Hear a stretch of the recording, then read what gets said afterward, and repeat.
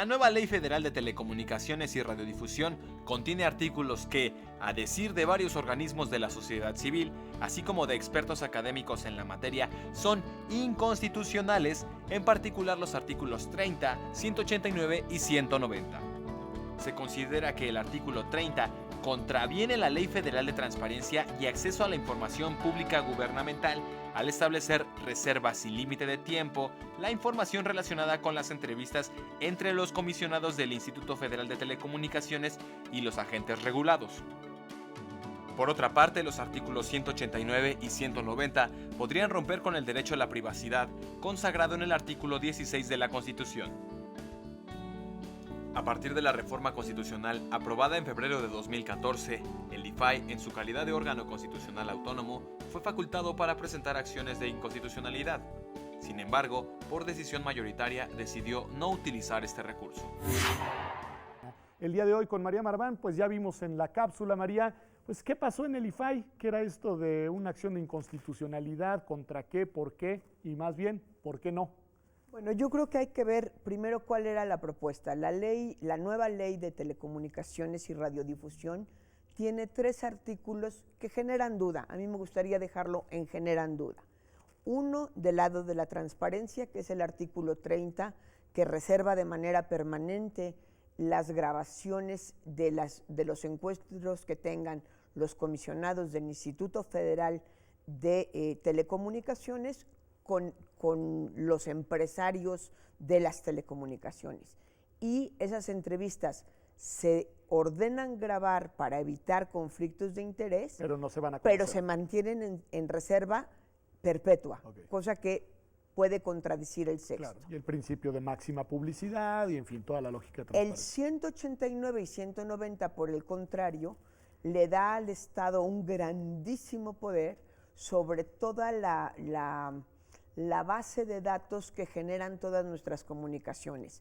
Todos sabemos, inclusive por los programas de televisión, cada vez que usamos el celular, el teléfono de nuestra casa, mandamos un correo, eso deja una huella, que son metadatos, a la cual el Estado hoy tiene derecho a conocerla sin mayor procedimiento judicial. O sea, con esa disposición, toda la información que vamos generando a través de los medios electrónicos puede terminar en las manos del Estado mexicano. Así es.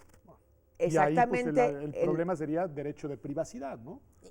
Vulnera el derecho de privacidad en el 16. A decir de algunos, pudiera ser que no. Okay. Lo importante era discutirlo. Tendría que decidir la Corte, claro. La reforma constitucional que crea al IFAI como organismo constitucional autónomo le da una herramienta poderosísima, que es el derecho a controvertir aquellas leyes completas o artículos dentro de leyes que vulneren los 2 derechos humanos que tutela, el derecho humano de acceso a la información y el derecho humano de derecho a la privacidad. Es decir, ahora el IFAI tendría la posibilidad de cuestionar la constitucionalidad de estos 2 artículos, bueno, de este conjunto de artículos que tú nos señalas. Y pedirle a la Corte, pronúnciate. Tú que tienes que hacer pronunciamientos específicos, digamos, sería una suerte de, tú lo vas a poder explicar mucho mejor que yo, de amparo abstracto. ¿Sí? Antes de la aplicación específica de la ley, hay gente que está obligada a tutelar este derecho que dice,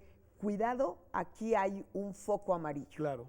Y la Pensamos que estos artículos merecen una revisión por parte de la Suprema Corte de Justicia. Ese era el planteamiento. ¿Y por qué no lo decidieron hacer? Es decir, ¿qué pasó en el pleno del IFAI, María? Bueno, lo que pasó fue que quedaron divididos 4-3, 4 decidieron no votar a favor de presentar la controversia, entre ellos la presidenta y las argumentaciones. ¿Quiénes fueron los 4? La presidenta, Eugenio Monterrey, la comisionada Patricia Cursain y el comisionado Francisco Acuña. Okay, y votaron por ir a la Corte Óscar Guerra, Arely Cano y Joel Salas. Okay. Encuentro muy débil la argumentación de quienes decidieron no ir a la Corte. Están los argumentos en la página del IFAI, se pueden consultar, los subieron inmediatamente, y los argumentos son del tenor de no tenemos posibilidad de hacerlo porque la ley es de telecomunicaciones, sino de transparencia. si la presentamos podemos perder, capaz si la desechan. Ese es el tipo de argumentos que se usaron. Argumentos que no tienen, digamos, sintonía con la naturaleza de órgano garante de dos derechos fundamentales que tiene el IFAI, digamos, que ese sería el problema. Pero además, María, presentarla no supone nada más que llevar el caso a la Corte, si entiendo bien. Exactamente, presentarla en primer lugar asume, yo no tengo por qué pronunciarme, hay una duda razonable, Corte, pronúnciate, porque esos fueron otros de los argumentos. Es evidente que no hay ninguna transgresión, yo creo que no es tan evidente que lo hay. No sé, con toda honestidad intelectual, si se hubiera presentado, si se hubiera ganado o perdido. No, quién sabe, si ya hubiera sido otro terreno de discusión. Pero creo que el solo hecho del análisis le habría hecho muy bien a la democracia mexicana. Y renunciaron a esa gran herramienta que les dio la reforma constitucional con argumentos muy poco sólidos. Creo que eso es lo que nos preocupa, cuando además el artículo 1 de la Constitución los obliga a haber ido siempre del lado de los derechos humanos, digamos, frente a la duda en una violación a un derecho humano. Mi interpretación es que el artículo 1 de la Constitución obliga a que frente a la duda siempre escojas del lado de los derechos humanos y no del lado conservador. Máxime si eres un órgano constitucional autónomo cuya naturaleza fundamental es y justificación institucional es la de ser un órgano de garantía de derechos humanos. Es decir, esa es tu naturaleza institucional y esa es tu misión dentro del Estado mexicano. Así que es muy grave. María, yo sé que es difícil hacer esta pregunta, es especulativa, pero si los argumentos son tan malos jurídicamente, ¿tenemos que pensar que aquí hubo una racionalidad de índole política? Pues es probable, por lo menos hubo una racionalidad que no responde a los principios de derecho y que no responde a los intereses de los ciudadanos. Había además la petición de una serie de organismos de la sociedad civil pidiéndolas que la presentaran.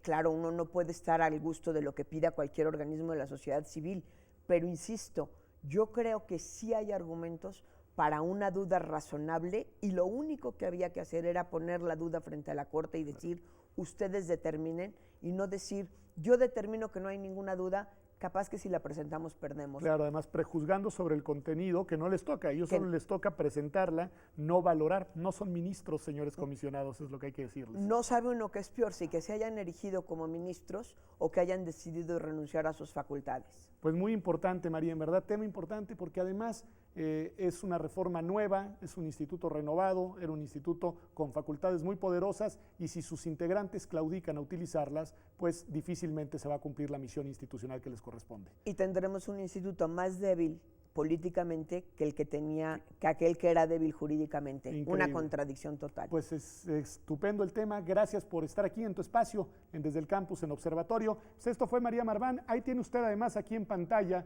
la página de internet del Instituto Federal de Acceso a la Información, del IFAI, para que la pueda consultar y pueda consultar este debate que ha ocupado nuestra atención en la sección Desde el Campus. Esto es Observatorio, vamos a un corte y regresamos.